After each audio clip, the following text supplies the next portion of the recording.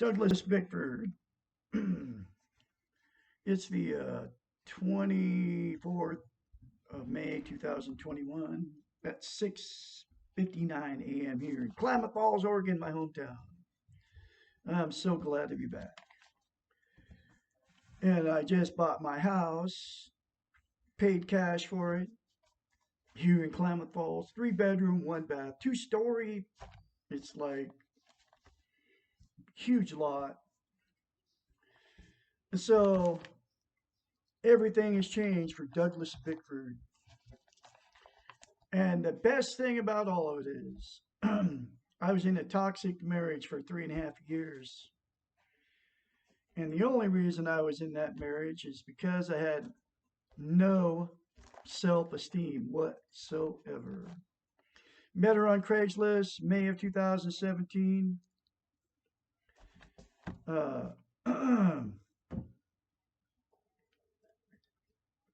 Hot chocolate.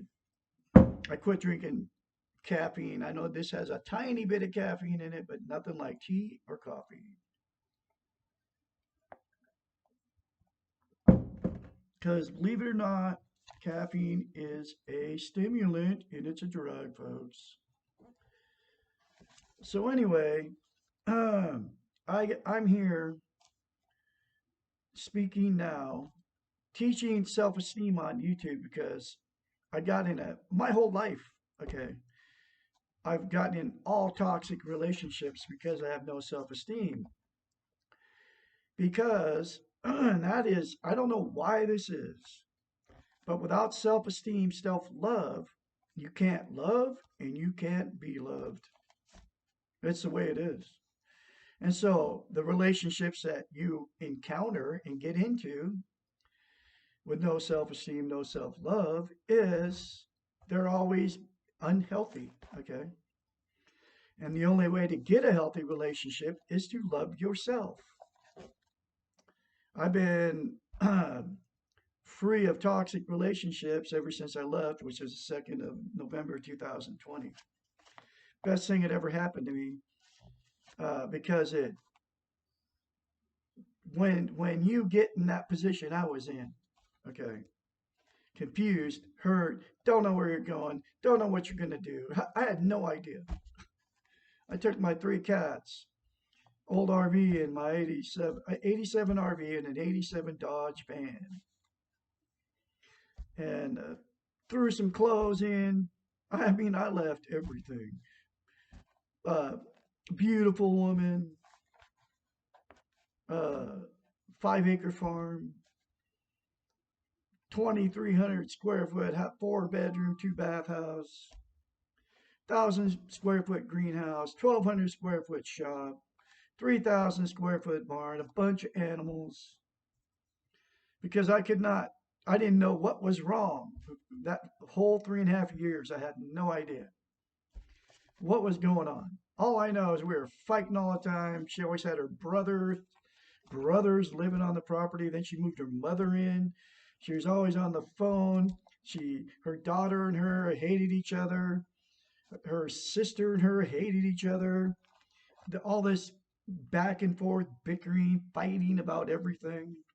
Their dad died and they got a big fight. Wouldn't even talk to each other. Then big fight at the funeral. I mean, at the Mormon freaking church.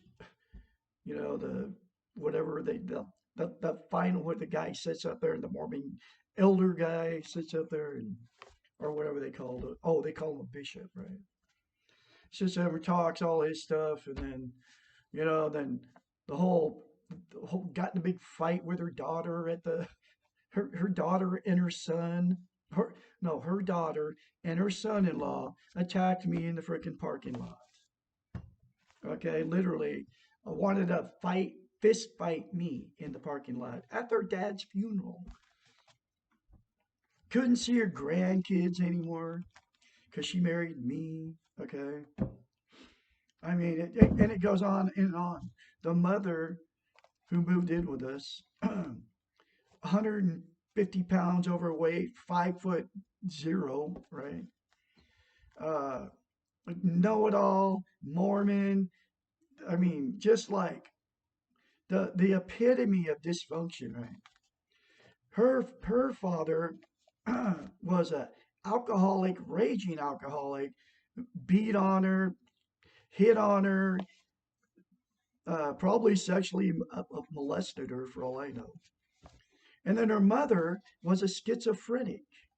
Okay, I mean literally talking to nothing there, throwing money out windows of psycho houses, right? And then the mother told me that when she was like, I don't know, 8 years old, the mother was bringing in all these guys, having sex with them in the bedroom. Just one guy after another coming in and out of the house, going and having sex with mom. And I was asking her mother about this. And she's like, "Oh no, I defended. I stood up to those guys." And, I mean, you're talking to like a 7 or 8 or 10-year-old kid, right? Girl, sticking up to adult men that are having sex with the mother right in front of the daughter, right? And now what happened to the mother was she got raped by all those people. But she said, she told me that she had, oh no, she fended them off as at 11 years old or wherever she was. Okay. Yeah, I mean, it's just all denial of the sex abuse. The daughter, my wife, told me that the father would sneak in there and throw cold water on him when the teenage daughters were were were showering. Okay, then I said, man, that's not normal. I'd never do that to my daughter. I said, that's kind of twisted. Oh no, it was all fun. My dad's just a joker. And she got all these excuses of what he did. No, he did it on purpose because he wanted to see his naked teenage daughters. Okay, then the oldest brother who would end up living with me, named guy named ended up living with me for the whole time we were married. Okay, was a drug addict, chain smoking, hoarder, a pigsty. He lived in a pigsty RV. Um, know it all. Hated racist. Hated black people. Said black people came from Africa. Had low IQ because they came from Africa, and would just like call them names and everything. Anybody, he would just like come in there, and it was the weirdest thing because she could never get away from the guy. Okay, and and live. I end up support. I end up, I was the one that supposedly owned the house, and I end up having all her family living there. The mother and the brother. The one brother lived there. The other brother lived there. Uh, I mean, it was like dysfunction of dysfunction. And I didn't know what was going on. All I know is me and her were fighting. She had a friend, and this friend was sexually abused when she was whenever she had told Cassandra about it. Cassandra told me about it, and then uh, said, "Oh, I'll never tell you what." She wouldn't tell me what happened to Kathy, right? That was her friend. And then she said to me that so uh, but Cassandra was sexually molested and she was in denial of it. I think it was her father. It might even been her older brother Denver that lived there. Okay, but just all this weird stuff. And then Cassandra told me when I first got married to her, she said, "I'll never tell you what. I'll never tell you stuff that happened to me." So her and Kathy, she had told this friend Kathy, right? And Kathy, every time Kathy came over, I got this weird feeling. Okay, I just couldn't. I just had to leave the room. It was such a weird. I could feel it. I could sense there was something going on between those two. And the only thing I can figure it out was Cassandra told her all her deep, dark, what happened to her, probably by her father, probably by Denver, probably by all these men that she's hung out with her whole life. Her uh, probably told her all these deep, dark secrets. And Kathy knew it and that's what I was feeling when she would come over there. And then we would fight about Kathy all the time. And Cassandra was like always trying to give Kathy stuff. She was like, "Oh, we need to help her." She'd give her food. Kathy would come over and she'd give her whatever, you know. I mean, just give her all kinds of stuff. Just trying to. It was weird, but I could feel all this stuff was going on. And then her mother finally moved in with us, man. I mean, then she started telling me, "Oh, you don't know how to build fire." She hates men have always burned houses down, right? That's the first thing she started telling me because we had two fireplaces. And I was up keeping the fires going, right? I mean, it's getting cold. And then she started telling me that men burn houses down. And then I told Cassandra, I said, "There's something weird about your mother." "Oh, no, it's just my mother. Just let her be. Let her say whatever." And she was attacking me. Okay. I mean, it just like, it was the most bizarre thing. Anyway, I guess I'm not going to get to another chapter here. But that's what I was in when that got me to the point, and the point that made me leave was November 2nd. It might have been November 1st. Uh, my cat, her mother came waddling out the front door, right? I was out there unloading hay truck, right? Or me and Cassandra, right? Comes waddling out there, screaming, you know, And then she told Cassandra the cat, "I'm my cat. He's right over there too." Bullseye jumped up off the floor and attacked her for no reason. Okay, that's what she told my wife. I know my wife believed it, right? And then, and no, what the truth was, she was breaking up a cat fight. She had her with a walking cane or whatever it was. She was hitting him with a walking cane with her face down there close to him, and she had to have her face close to him because he got up and he scratched her a couple places in her face, like one, two, three, right? And he didn't get her in the eye or nothing. And then that turned into both of them ganging up on me because I was defending Bullseye. I said it couldn't have happened that way. And I told her mother, "You're not telling the truth." And then Cassandra, she was off in the background. She said, "Yeah, he did it to her." And then they were going to kill my cat. Bottom line, that happened on the first. I actually stayed one more night. Okay, and it was like when we went to bed, I was like, she had said something about her mother, and I go, I can't do this anymore. She said it was like making an excuse for her mother or whatever.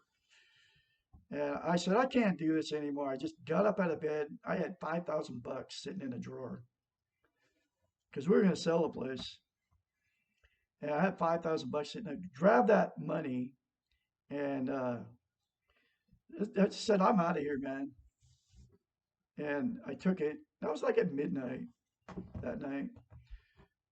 And then she tried to jump on me and grab the money from me, and I just shoved her away. I said, "No, I'm going. I need money. I'm leaving everything. You can have it all. I just want the money."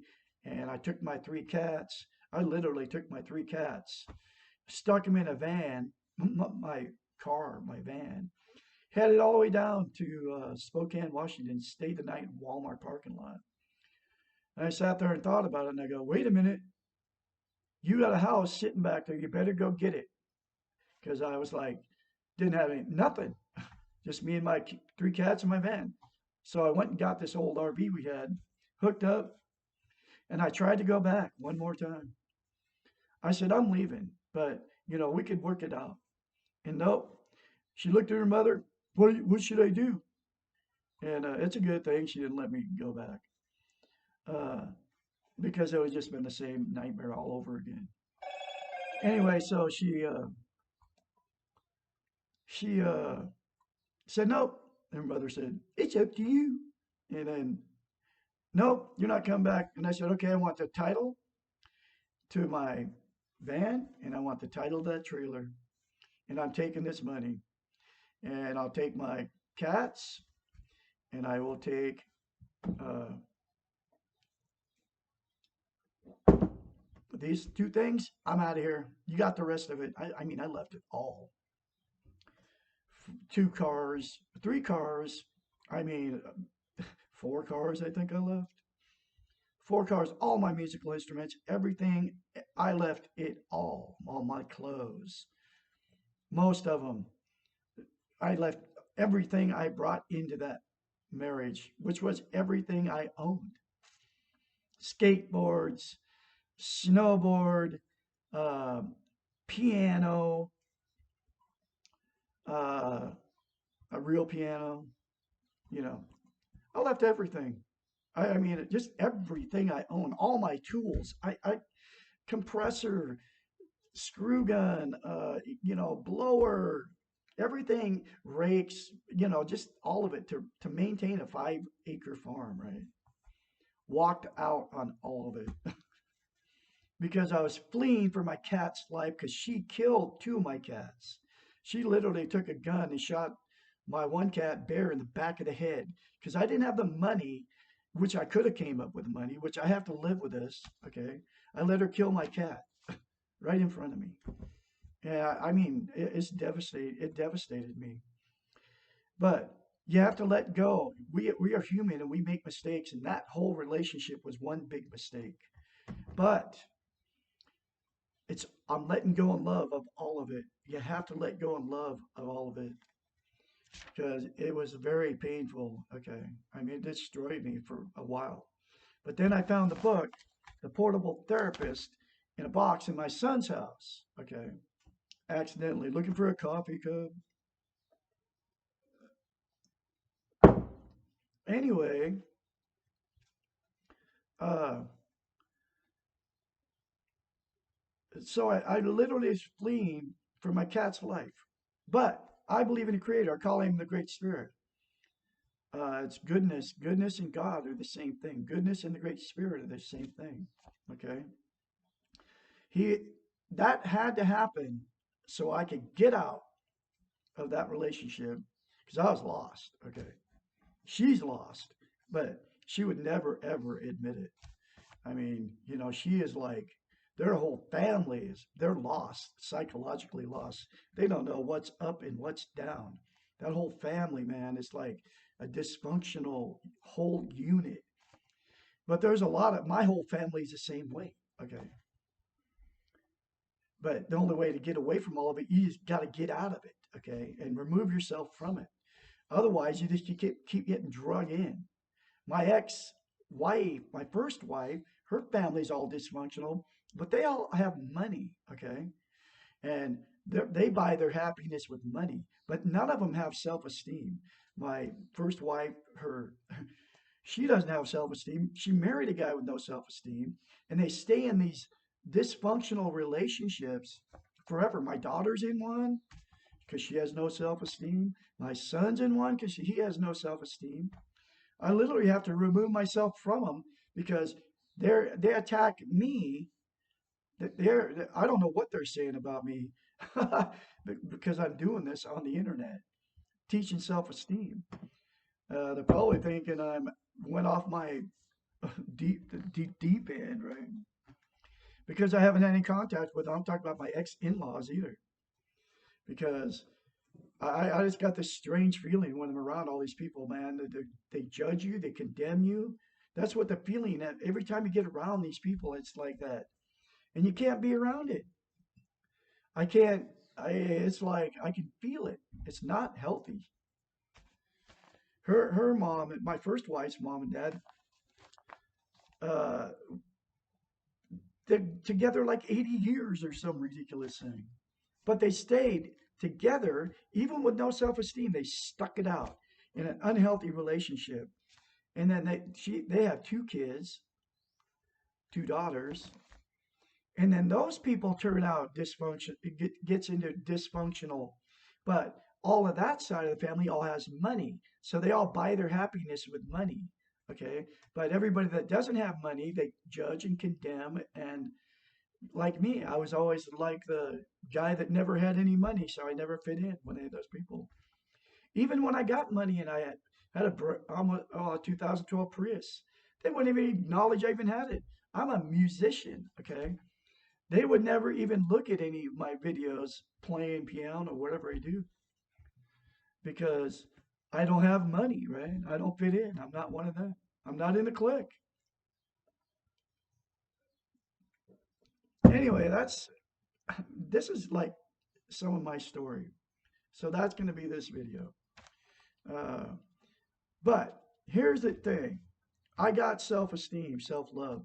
One simple pro one simple concept out of the book, The Portable Therapist, the book I accidentally found. Well, no accident. It was put there for a reason, and I was meant to find it. That's what I believe. By the Great Spirit, God, Jesus, whatever you want to call it. I believe it was put there, and I believe I was sent there so I could get the book.